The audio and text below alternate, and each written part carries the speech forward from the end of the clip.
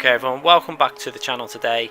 We're back on Projectc 2 and we managed to get two setups done on the same day as we did the Mercedes AMG. So after I'd done the Mercedes AMG GT3 setup, I decided to quickly go onto the R8 while still in the rhythm of the track and try and get this car set up and handling as well as I could for this track. Obviously this car isn't as competitive as it used to be in the original game. Obviously this is the newer version of the Audi R8. On the original Project cars it was the older version, and this car isn't as fast at this track as obviously the older car was on the original game.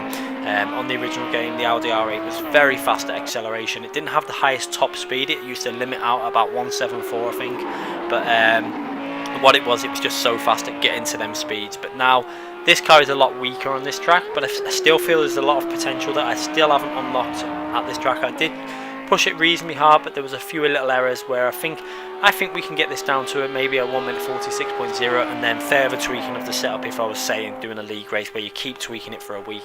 And obviously you guys can keep tweaking it once you've got this base set up for this track. I think you can push this to a reasonably close to hitting 45, probably 46.0. Should be achievable. So it is a little bit slower than some of the other cars, but it's not drastically slower. There is definitely potential for this car at this track, and it is an enjoyable car to drive once you get the setup right, and it's really strong through the corners, so it does make a little bit of time up in certain areas of the track. It just lacks that speed. I mean, when comparing it to the Mercedes, I think over the start finishing line I was about 2-3 miles per hour down with this car, so you can see that it is losing a little bit of speed in the straight line. But you know, it's not a bad car, it's a fun car to drive, and it is reasonably competitive, even though it isn't the fastest. So let's go through to the lap and have a little look at the lap and go through a track guide. Okay, so starting the lap, you obviously want to get a nice clean entry and exit from that final corner to give yourselves the best possible speed going down the straight. You're going to see the slight difference in this top speed of the car. As we went over the line on the Mercedes AMG, we were hitting like 161, 162 miles per hour. With this car we're just hitting 158, 159, so you can see the difference there. Going down to the braking zone, we're going to brake pretty much on the 150 board there, braking really hard. You can brake a little bit later, that's where you gain a little bit of time with this car. You can brake a bit later, and you can also attack the curves with this car reasonably well. Coming out the corner again into first gear and then accelerating out into second gear, and then we're going to look for our next braking zone, which again we were able to brake a little bit earlier than we did with the Mercedes, later than we did with the Mercedes, because you're obviously not carrying as much speed, and also I think the brakes are a little bit better in this car. So braking just pretty much on that bridge as we go above it, down into second gear, as much of the curb off as we can. We really did that corner well. You can see the ghost, we pulled quite away from that ghost there. Then down into third gear for the first part of Lesmo. With the back end went slightly loose and we lost a bit of time as we didn't get the perfect entry. You can see how much the ghost caught us up. Then down to third gear for the second part of the Lesmo. Hard on the power again, use all the width of the track. We managed to get away with that corner cut there, very lucky.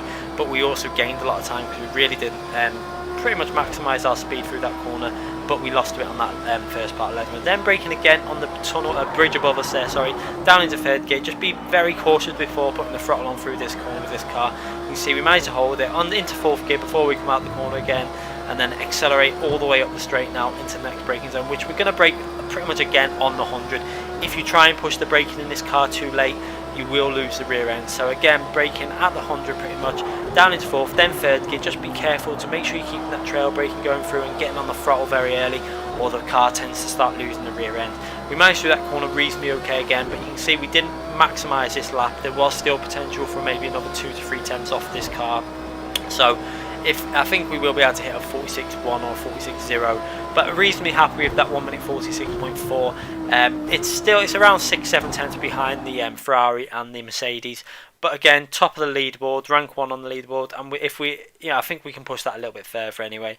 So looking at the setup, we made a few changes. Brake pressure down to 93%.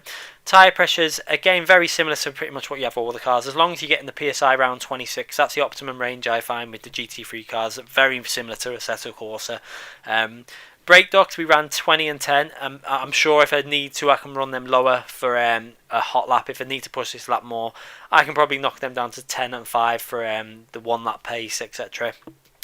Brake balance, I had to put that on 64 because I felt with 63 it was starting to lose the rear a bit. Also, you can run one rear downforce. It is a faster, probably the fastest way to do the lap, but 2 is just a little bit more safe in terms of getting a qualifying run for a proper like league race, etc. With regards to camber angles, I did try them on the lowest setting, but I needed to add a little bit of camber to the rear and also stiffen the front spring from the setup that I started with. The setup that I took this from had very soft front springs, and it was just making the front end too grippy and a little bit rolly. So we've stiffened the front springs up and made it a little bit more firm, and it's really helped the setup out. I also lowered the split steering ratio down to 13.0 as it was a little bit sensitive, and also the toe-in angles from -0.1 to 0, just to settle that front end down a bit. With regards to suspension settings, we didn't make too many changes within this area. Again, as it was fairly stable. Just needed some alterations, I think, within the rebound again, just to settle that rear end out in the fast change of directions. With regards to obviously radiator opening, you will need to add that up to maybe 15 to 20, 25% for a qualifying run race. It will have to be even higher. With regards to the engine braking, I had that on 8, which is basically providing less engine braking, which seems to stabilise the car in the braking zones.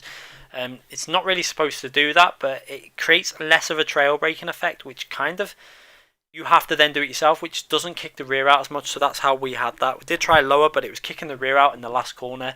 So if you want less of that effect, I would maybe go up to 9.